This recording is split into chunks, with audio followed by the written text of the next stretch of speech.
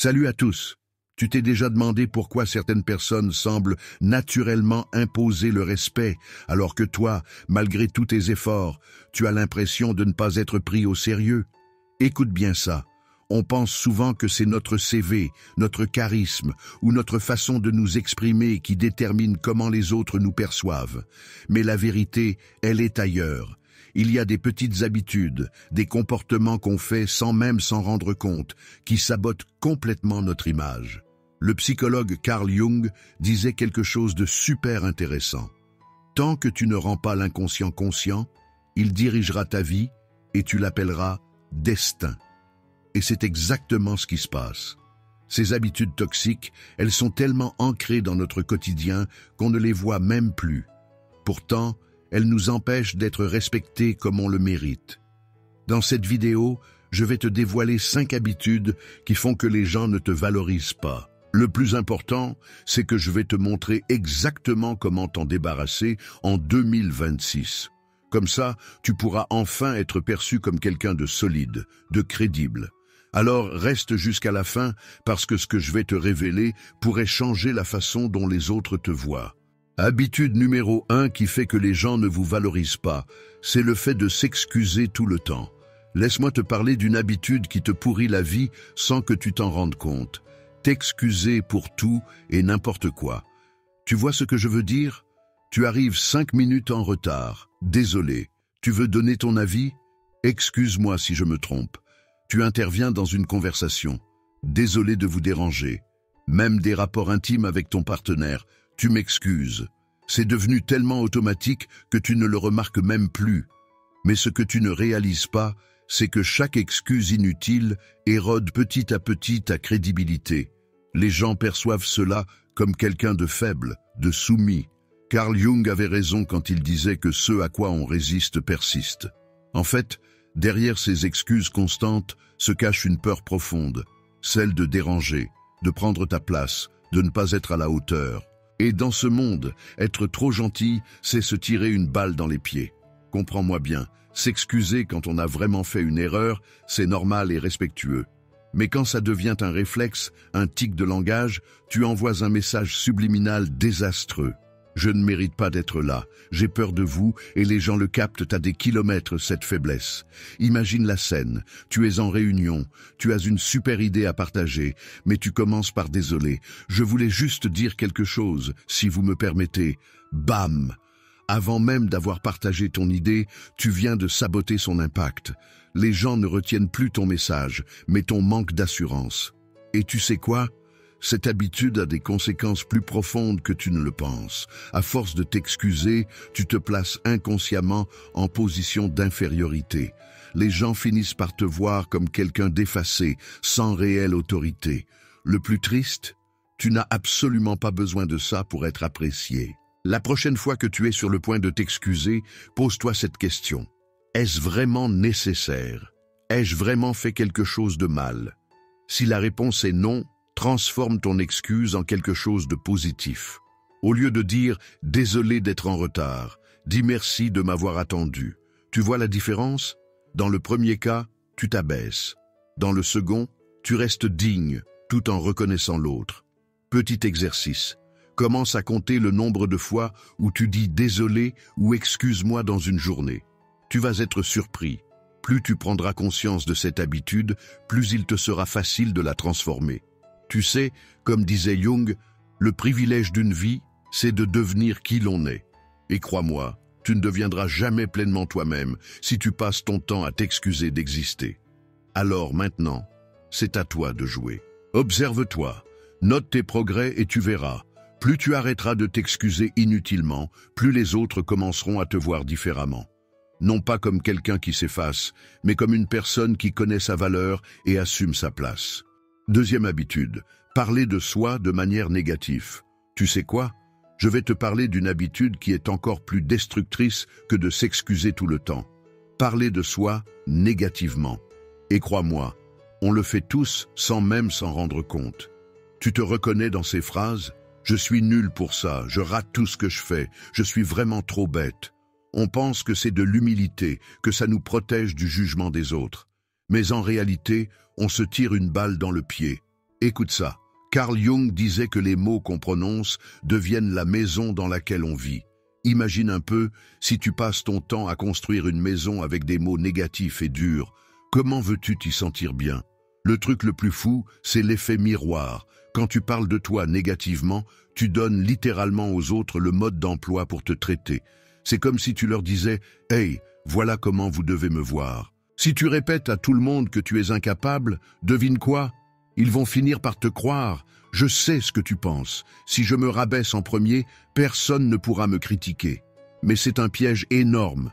Tu ne désamorces pas les critiques, tu les invites.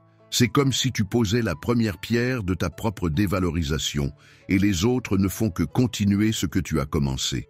Et le plus dangereux dans tout ça, ces mots négatifs finissent par devenir tes croyances. Au début, ce sont juste des phrases lancées comme ça, mais à force de les répéter, elles s'imprègnent dans ton identité. Tu dis « je suis incapable » et hop, ton cerveau se programme pour abandonner avant même d'avoir essayé. Tu répètes « je ne mérite pas » et toutes tes relations sont sabotées avant même d'avoir une chance. Ne parle jamais de toi en mal, même en blaguant. Fais cet exercice. Prête attention à ce que tu dis de toi quand personne n'écoute. Observe tes conversations quotidiennes. Tu vas peut-être réaliser que tu es devenu ton pire critique, celui qui raconte sans arrêt une histoire négative sur toi-même. Le respect, ça commence toujours par l'image que tu as de toi. Si dans tes propres mots tu ne te donnes aucune valeur, comment veux-tu que les autres en trouvent? C'est impossible. Alors voilà ce que je te propose. Commence à être conscient de tes mots. Chaque fois que tu es sur le point de dire quelque chose de négatif sur toi, arrête-toi. Demande-toi. Est-ce vraiment vrai? Est-ce que je parlerai comme ça à mon meilleur ami? Si la réponse est non, change ton discours. Tu sais pourquoi c'est si important? Parce que tes mots façonnent ta réalité. Si tu continues à te dévaloriser, tu restes prisonnier d'une cage que tu as construite toi-même. Mais la bonne nouvelle, c'est que si tu as le pouvoir de construire cette cage, tu as aussi le pouvoir de la détruire. Et ce n'est que le début. Il y a une troisième habitude toxique qui concerne nos actions dans nos relations, et elle en dit encore plus long sur nous que nos paroles. Mais on va y venir. L'important, c'est de commencer quelque part. Alors aujourd'hui, fais-toi cette promesse. Surveille tes mots, choisis-les avec soin, et parle de toi comme tu parlerais de quelqu'un que tu respectes profondément.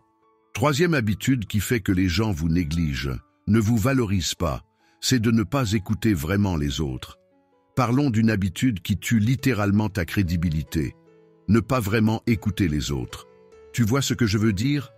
Ces moments où quelqu'un te parle et tu hoches la tête en pensant déjà à ce que tu vas répondre. On le fait tous, mais ça nous coûte plus cher qu'on ne le pense. Écoute, il y a une énorme différence entre entendre et écouter. L'écoute véritable, c'est bien plus que faire semblant d'être attentif ou attendre ton tour pour parler. C'est être vraiment présent, comprendre ce que l'autre ressent, sans déjà préparer ta réponse dans ta tête. Tu sais ce qui se passe quand tu interromps les gens ou que tu juges avant même qu'ils aient fini.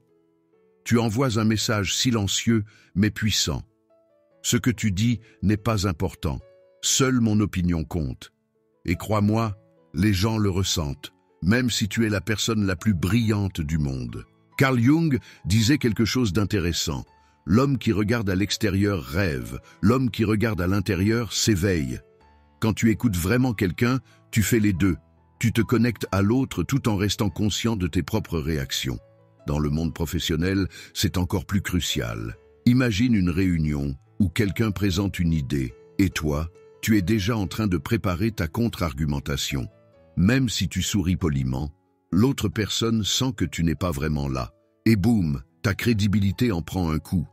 La vraie écoute demande de la discipline.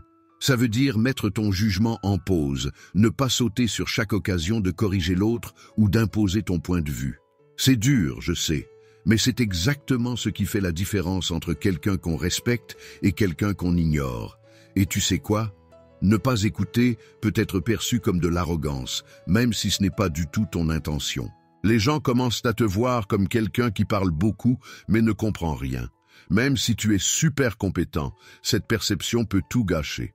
Alors voilà ce que je te propose. Commence par des petits changements simples. Regarde la personne dans les yeux quand elle parle, range ton téléphone, prends une grande respiration avant de répondre. Essaie de répéter mentalement ce que l'autre vient de dire avant de donner ton avis. L'écoute, c'est comme un super pouvoir discret. Plus tu l'exerces, plus tu gagnes en autorité naturelle. Les gens commencent à te voir comme quelqu'un de solide, de fiable, quelqu'un qui inspire confiance. Pose-toi honnêtement cette question. Quand quelqu'un te parle, es-tu vraiment présent ou es-tu déjà en train de préparer ta réponse? C'est le moment d'être honnête avec toi-même. Cette habitude d'écoute authentique, elle change tout. Tes relations professionnelles, personnelles, chaque interaction quotidienne. Elle crée un espace de confiance et renforce ton image d'une manière que peu d'autres choses peuvent faire. Et ce n'est qu'une partie du puzzle. Quatrième habitude qui fait que les gens ne te valorisent pas, c'est le fait de se plaindre constamment. Parlons d'une habitude qui peut vraiment te plomber. La plainte constante. Tu sais, cette tendance à transformer chaque conversation en session de lamentation. On ne parle pas ici d'exprimer un problème ponctuel, mais de cette habitude de voir toujours le verre à moitié vide. Laisse-moi te dire un truc. Chaque fois que tu te plains, tu envoies un message caché aux autres. Tu leur dis « Je vois les problèmes, mais je ne cherche pas de solution ». Et devine quoi? Les gens sont naturellement attirés par ceux qui apportent de l'énergie positive, pas par ceux qui drainent leur énergie avec des plaintes infinies. Carl Jung avait raison quand il disait « Ce n'est pas ce que l'on regarde qui compte, mais ce que l'on voit ». Si tu passes ton temps à voir et à pointer ce qui ne va pas, les gens vont commencer à t'associer à la négativité. Tu deviens la personne qui se plaint plutôt que celle qui agit. Franchement, je te dis, les gens ne veulent pas les gens qui se plaignent constamment. Je te dis la vérité. Et il y a un truc encore plus pervers dans tout ça. Quand tu te plains constamment, tu cherches inconsciemment de la validation, de la sympathie. C'est comme si tu donnais de l'énergie négative en espérant recevoir du positif en retour. Mais ça ne marche pas comme ça. Les gens finissent par s'épuiser. Quand tu arrives, ils se disent « Ah, il arrive avec ses excuses. Tu reviens un objet de moquerie. » Ils vous écoutent quand tu parles. Dès ton départ, ils ricanent. Je t'avais dit, lui, c'est toujours des excuses. Le monde est toujours noir chez lui. Tu vois? Le pire, c'est l'effet que ça a sur ton cerveau. Plus tu te concentres sur les problèmes, plus tu renforces les circuits neuronaux négatifs. Tu t'enfermes dans une spirale où tout semble impossible à résoudre. C'est comme si tu programmais ton cerveau pour voir des obstacles partout. Alors, je te pose cette question.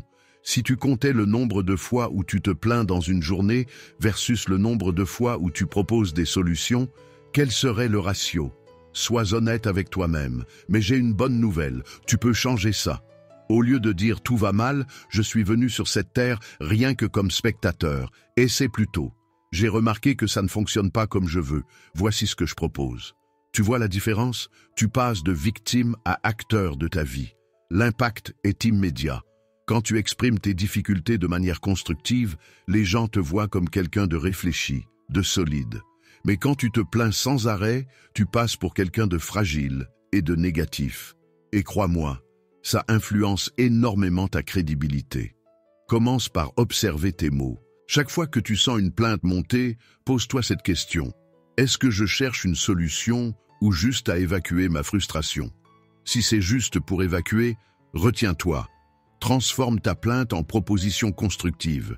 Tu vois, changer cette habitude, c'est comme reprogrammer ton cerveau pour le succès.